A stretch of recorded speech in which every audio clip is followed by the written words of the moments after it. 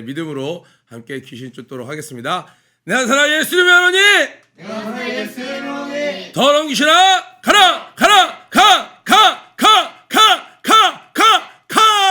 한 걸 믿는 분들 박수 함께 하도록하겠습니다. 요한복음 2장 1절부터 11절 말씀입니다. 물이 변하여 포도주가 되다. 너무나도 잘 아는 말씀이죠. 말씀 봉독해 주시겠습니다.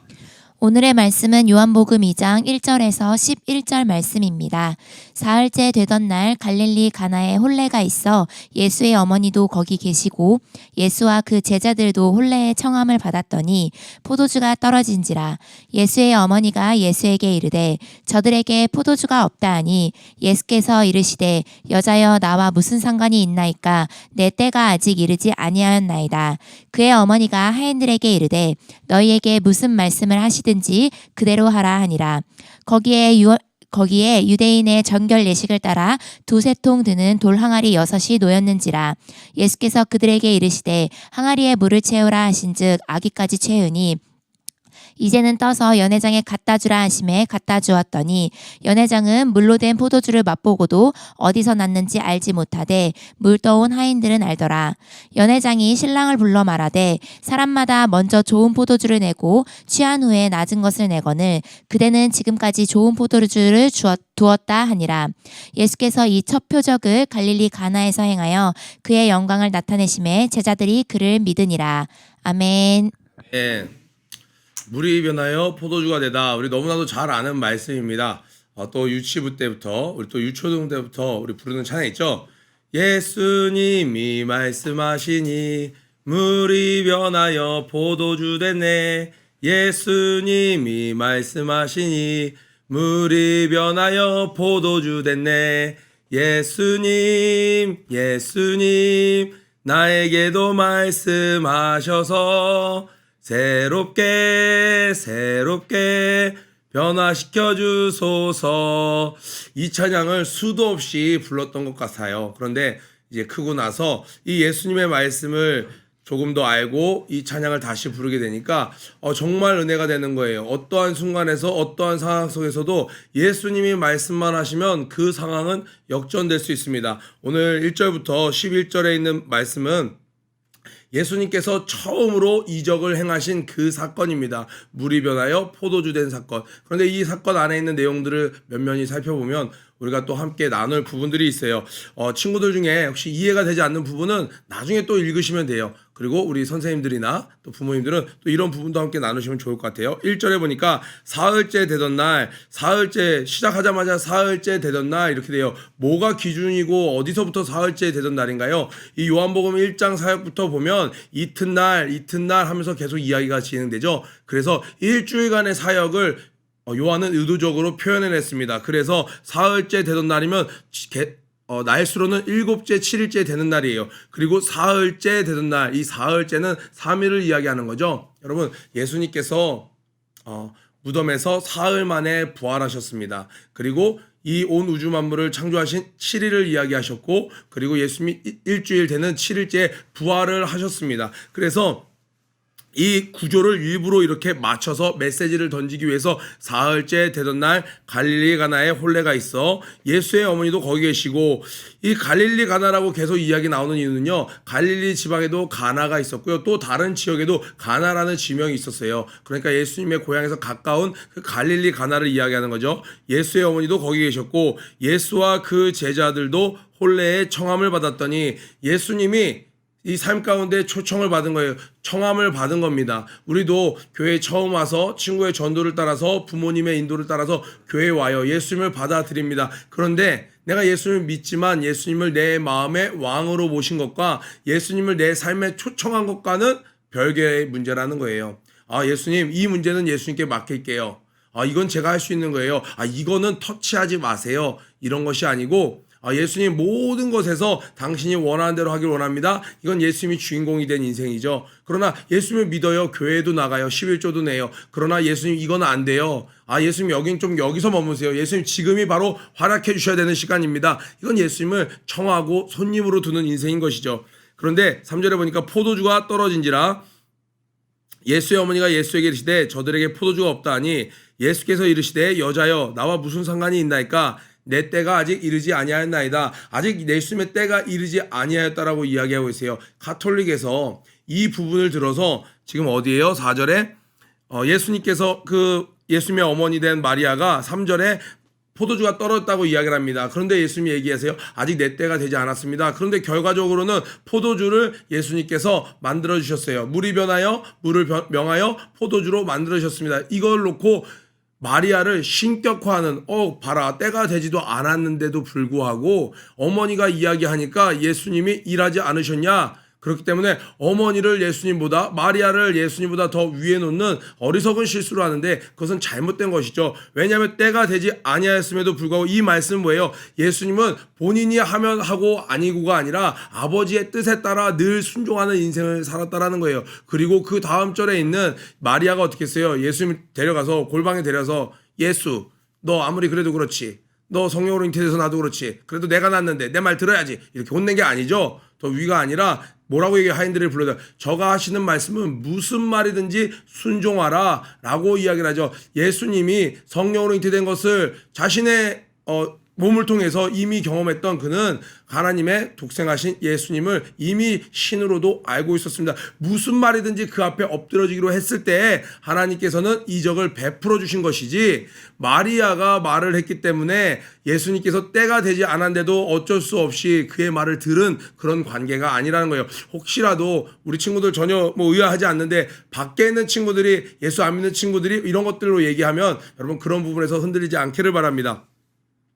포도주가 떨어진지라 예수의 어머니가 이야기를 했어요. 그의 어머니가 하인들에게 이르되 너에게 무슨 말씀을 하시든지 그대로 하라 아니라 여기서 그대로 하라는 그 그대로는 어떤 말씀이냐면요. 성막을 지을 때 하나님께서 모세에게 명하시니 모세가 명하신 그대로 행하였더라 하는 말씀과 같은 그대로예요. 우리가 하나님께서 어떤 말씀을 받았을 때 그 말씀은 일상 가운데 어떻게 받아지나요? 저 같은 경우는 제 위에 있는 목사님께서 하시는 말씀, 이시대 목사님이라든지 또는 총회장 목사님께서 이렇게 목사님들에게 지침을 주실 때 그 말씀 그대로 들어야지 일부를 따르는 것은 순종이 아니라는 거예요. 그대로 무슨 말이든지 조건도 없는 겁니다. 조건도 없는 것이고 그것에 한계도 없는 거예요. 무슨 일을 시키시든지 그대로 하라는 거예요. 나의 생각을 넣지 않은 순종을 할 때 하나님께서는 여전히 역사를 하십니다. 자, 우리 친구들은 오늘 한번 이 두 가지를 점검해 보세요. 첫 번째입니다. 첫 번째로 해야 될 것이 한번 5절에 있는 말씀을 여러분 점검해 보세요. 무슨 말씀을 하시든지 난 순종할 준비가 되어 있나? 늘 하나님께 조건을 내밀진 않았나요? 그리고 그대로 내가 행했는지를 한번 해보세요. 그런데 사람들은요, 자꾸 비교의식이 있어서 아무도 하지 않을 때 조금 하면요 뭐라고 얘기하냐면 너 왜 내가 시킨 대로 하지 않았니? 아무도 안 하는데 저는 이만큼 했잖아요. 아니 월화수목금토주 기도하라고 했는데 아무도 기도하라고 했어요. 하나님 저 3일은 기도했잖아요. 온전한 것이 아니죠. 남들보다 나은 것으로는 되는 것이 아니에요. 이시대 목사님께서 아카데미 때 너무너무 자주 이야기하셨던 것이 있어요. 구원은 믿음 생활은 상대평가가 아니라 절대평가라는 거예요. 하나님의 기준이 있고 그 기준에 합하지 않으면 단 누구라도 통과할 수 없는 것이고 복을 받을 수 없는 것이고 천국에 갈 수 없는 것이라는 거예요. 또 마찬가지로 하나님의 기준에 통과가 된다면 세상에서는 어떻게 전원 다 합격시킵니까? 그러나 하나님은 전원 다 합격시키실 수 있는 거예요. 어떻게 전원 다 부자가 됩니까? 하나님의 기준에 합하면 전원 다 부자가 될 수 있는 거예요. 누구에 비해서 이 사람이 조금 나으니까 이 사람에 비해서 나으니까 이게 뭐예요? 바로 율법이죠. 나는 저들보다 낫다라는 거예요. 나는 저들보다 깨끗하다라는 거예요. 그러나 하나님의 기준이 우리 삶의 늘 기준이 되어야 됩니다. 그래서 오늘 말씀대로 무슨 말씀을 하든지 그대로 하라. 우리 학생들, 선생님들을 통해서 전도사님을 통해서 이제 새 학기 되면 여러분 직분을 받기도 하고 또 하나님께서 여러분 마음속에 주시는 감동이 있을 거예요. 내가 피아노를 한 번도 안 쳐봤는데 너 반주해보지 않을래? 무슨 일을 시키든지 그대로 하는 거예요. 무슨 일을 시키든지 그대로 하면 하나님께서 역사를 하시는 겁니다. 우리 중고등부에 이 친구는 아마 모를 거예요. 미영이라는 친구가 있는데 이 일을 제가 아는 거를 이 친구는 모를 거예요. 이 친구는 피아노를 잘 치는 친구도 아니에요. 그런데 교구 전도사님이 반주자가 없으니 너 반주 한번 하지 않을래? 라고 이야기한 순간부터 그 예배 시간에 펑크를 내면서도 그 어색한 음색을 내면서도 지금까지 교구 예배를 한 번도 펑크 내지 않고 반주로 섬기고 있습니다. 무슨 일을 시키든지 그대로 했더니 지금은 어때요? 아름답게 반주할 수 있는 실력 계속 올라가고 있는 것이죠. 지금은 미약하지만 그 끝은 창대하게 될 것이 분명한 것을 우리는 성경을 통해서 알 수 있습니다. 여러분도 하나님 무슨 일을 시키시든지 한번 순종해 보세요. 그대로 한번 해보세요.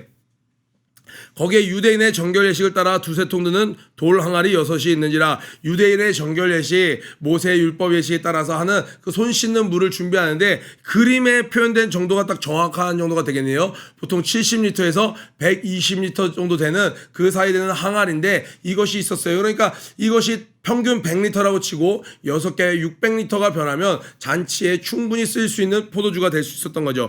예수께서 그들에게 이르시되 항아리에 물을 채우라 하신즉 아기까지 채우니, 지금 이 요한복음에서는 이것을 비교해서 이야기하고 있어요. 3절에 떨어진지라. 그러나 어떻게 해요? 하나님은 아기까지 채워주시는 분이에요. 떨어진지라, 통장 잔고가 떨어진지라, 그러나 아기까지 채우시는 분. 내 감정이 다 떨어졌어요. 저 더 이상 희노애락을 느낄 수 없어요. 저 완전히 버닝 됐어요. 아무것도 없어요. 그러나 주님은 채우시는 분. 더 이상 기쁘지 않아요. 기쁨이 메말랐어요. 기쁨을 아기까지 채우시는 분. 아멘. 늘 주님은 넘치도록 채우시는 분이십니다.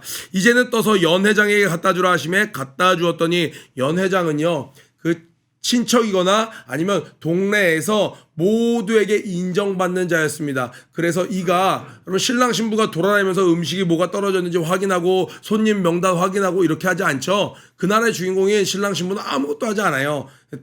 손님들을 맞이하면서 인사하고 같이 즐기고, 연회장이 이 모든 것을 뒤에서 세팅하고 조절하고 합니다. 우리 행사할 때 보면 뒤에서 모든 것들 진행하는 그 스텝스가 있죠. 마찬가지예요. 연회장이 거기에 장인데, 이 연회장이 먹어볼 때, 그러니까 포도주에 대해서 이 보통 식견이 있는 사람이 아니란 말이죠. 그런데 이 사람이 먹을 때에도 불구하고 뭐라고 얘기해요? 야, 보통 연회장에서는 이 안 좋은 포도주를 나중에 낸다라는 거예요. 처음에 좋은 것을 먹고 사람들이 야, 포도주 끝내주는데, 그럼 시간이 지나면 어떻게 해요? 시간이 지나면 점점 안 좋은 걸 내놓는다는 거예요. 왜? 이미 취했기 때문에 포도주 맛을 감별 못해요. 그런데 이게 세상의 방법이에요. 이게 사단의 전략이에요. 죄를 어떻게 여러분에게 유혹하나요? 굉장히 달콤합니다. 죄가 어때요? 굉장히 성공의 길로 인도하는 것 같습니다. 그래서 첫 맛은 굉장히 달콤한 것 같습니다. 그러나 죄의 대가는요, 점점 관계를 파괴하고, 어떤 관계요? 내 주변의 관계. 술을 마시면, 술에 취하면 가족과의 관계가 파괴됩니다.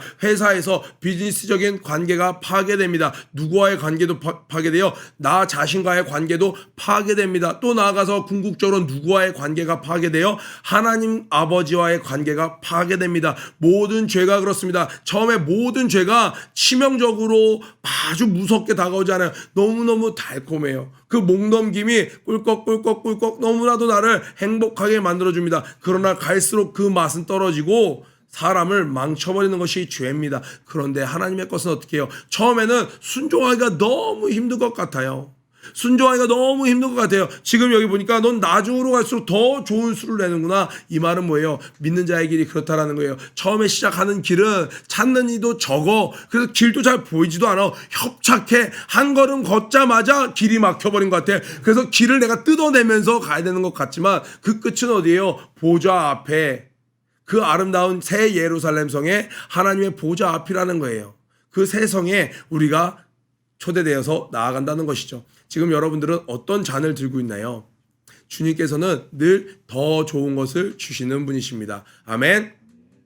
여러분 지금 하나님께 순종했는데 하나님께 정말 시키신 그대로 했더니 너무 삶에 쓴 잔을 마시고 있나요? 여러분 고백하세요. 하나님 늘 더 좋은 것을 주시는 분이십니다. 늘 더 좋은 포도주를 주시는 분이십니다. 그분은 신뢰합니다. 무엇을 보고요? 아니 요한복음 2장 1절부터 11절을 봤더니 이런 일이 있었네요. 이 일을 기록한 이유는 뭐예요? 그것이 바로 11절에 나오는 거죠. 예수께서 첫 표적을 갈릴리 가나에서 행하시니 그의 영광을 나타내심에 제자들이 그를 믿으니라. 이것이 요한복음 20장에 있는 그 목적과도 동일하게 1장에서 나오는 제자들은요, 예수님의 말씀을 듣고 예수님의 전도를 받고 나서 바로 예수님을 따르는 제자들이 있어요. 한 번도 예수님이 어떤 이적을 행한 것을 본 적이 없습니다. 이적을 보고 따른 자들이 아니었어요. 예수님을 그냥 믿고 따라간 자들이 그들에게 예수님의 신성되심을 드러내 주신 것입니다. 첫 표적이었어요. 목적은 뭐였어요? 그들을 더욱더 믿게 하기 위해서. 오늘 이 말씀을 읽음으로 인해 우리에게 믿음이 더욱더 깊어지기를 축복합니다. 또 1절부터 11절에 있는 전체 말씀을 아우르는 서두에 이야기했던 부분을 한번 나누고 싶어요. 사흘째 되던 날이었어요. 그리고 일주일의 마지막 날이었습니다. 혼인잔치가 지금 막바지에 이르고 있어요. 이건 무엇이에요? 이 혼례가, 이 결혼식이 어그러짐 없이 어느 한쪽의 결점도 발견되지 않고 남자 쪽에서도 문제가 일어나지 않았어요. 여자 쪽에서도 문제가 일어나지 않았어요. 약혼을 한 지 1년 정도 지났습니다. 그리고 혼인잔치는 보통 일주일에서, 아주 짧으면 일주일에서 보통 2주일 정도 이 잔치가 계속 연회가 됩니다. 그러면 주변에 있었던 친척들이 다 멀리서부터 와서 축복해주고 축하해주고 하나님께 예배를 드리는 거죠. 그런데 이 말은 무엇을 의미하는 거예요? 인생의 어떤 순간순간마다 짧게는 중간고사, 뭐 길게는 어떤 내가 3년짜리 목표를 세우고 더 길게는 10년짜리 인생 계획, 또 인생 전체를 보면 30년, 40년에서 여러분도 진짜 결혼할 나이가 돼서 뭔가 내 계획대로 정말 차곡차곡 잘 이루어졌다는 거예요. 인생 일대에 있어서 가장 귀한 만남인 이 결혼에 있어서 이 부부는, 이 신랑과 신부는 그 모든 일에서 어그러짐 없이 신부의 깨끗함도 증명이 되었습니다. 신랑의 그 사랑을 향한 변함없음도 증명되었습니다. 양 가문도 이 모든 것을 허락했습니다. 그리고 주변에 있는 사람들도 이들의 결혼에 어떤 제기도 하지 않고 문제 제기도 하지 않고 모든 것이 순적히 진행되고 있었고, 그 결혼식의 파티는 혼인 잔치니까 파티잖아요. 가장 극으로 향해 가고 있을 때 포도주가 떨어졌다 뭐예요? 분위기가 완전히 깨지고 지금까지 쌓아 올린 게 무너져 내리고 공든탑이 무너져 내리는 위기에 봉착한 거예요. 시험 준비를 1년 동안 잘했습니다. 3년짜리 자격증을 따기 위해서 열심히 준비했어요. 마지막 순간에 모든 것이 무너지게 생겼어요. 포도주가 다 떨어져서 마지막 순간에 나를 축하해 주러 온 사람들이 성난 사람들로 변하기 일보 직전이에요. 그 축복이 저주로 변하기 직전이에요. 마지막 결정적인 순간에, 초반에 뭔가 잘못됐으면 이게 지금 포도주가 애초에 준비가 적었구나. 이렇게 하면 되겠네. 이렇게 하면 되겠네. 이렇게 예산을 이렇게 준비하고 시작하면 되겠네. 기간을 일주일 잡고 시작하면 되겠네. 내 건강이 이럴 때 시작하면 되겠네. 모든 것을 계획해서 다시 시작할 수 있지만 지금 상황은요, 모든 것이 지내서 클라이막스예요. 결정적인 순간이에요. 그 결정적인 순간에 가장 필요한 것, 잔치가 잔치되게 하는 것은 뭐예요? 예수 그리스도의 보혈이라는 거예요. 예수님께서 말씀하시죠. 이 피는 곧 생명의 피라는 거예요. 이 피를 마시라는 거예요. 예수님의 그 부활이 없었다면, 예수님의 3일간의 십자가의 그 달리심과 부활이 없었다면 우리의 인생은 결국 내가 잘 사는 것 같지만 마지막엔 파국으로 치닫는 거예요. 우리의 인생이 정말 잔치가 잔치로 끝날 수 있으려면 마지막 순간에 가장 중요한 것은 예수님이 그 결혼식의 주인공 되셔야 된다는 겁니다.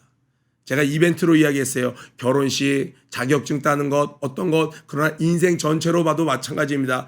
인생을 승승장구합니다. 때가 되니 학교도 들어가고, 때가 되니 취득할 것도 취득하고, 집도 사고, 결혼도 하고, 모든 것이 부족함이 없어요. 그러나 인생의 마지막 순간에 예수님이 없으면, 포도주가 떨어지면 그 영혼은 지옥으로 가게 되어 있습니다. 그래서 우리의 인생 전체로 보나, 어떤 짧은 기간으로 보나 우리의 인생이 정말 진정한 기쁨의 잔치가 잔치로 끝나려면 누가 있어야 된다? 바로 예수님이 그곳의 주인공이 되셔야 된다는 겁니다. 이 말씀 붙잡고, 주님, 제 인생에도 말씀해 주세요. 제 인생에도 말씀해 주세요. 제가 지금 포도주가 떨어졌습니다. 주님이 필요한 순간입니다. 다른 것이 아니라 예수를 구합니다. 할 때 여러분들에게 주님께서 말씀하시는 놀라고 기쁜 하루가 되리라 믿습니다. 우리 구해치고 아침 기도에 마치도록 하겠습니다. 고 준비 런앤플레이 시작. 모든 일에 전심전력하는 한 해가 되자. 유치부, 유초등부, 중고등부 사랑합니다. 오늘도 승리하세요.